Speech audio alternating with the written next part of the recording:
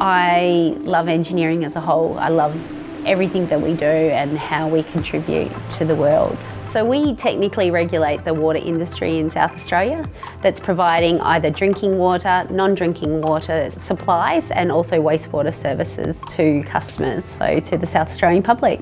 Niki Robinson, I'm Manager of Water and Sewerage Infrastructure Regulation for the Office of the Technical Regulator.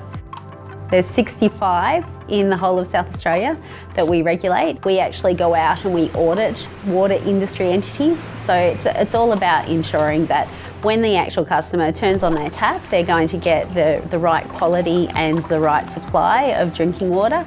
And also when they flush their toilet, all of the waste goes away. So that's basically what we're ensuring, and doing that in a technical and reliable manner.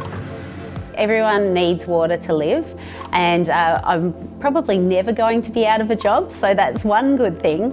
So 6 years ago, I set myself a goal to be the first female President of Engineers Australia for South Australia. It's the first time I'd actually set myself a goal and worked out how I was going to get there. The reason why that is because I did have a major fear of failure, as many people do, in particular girls.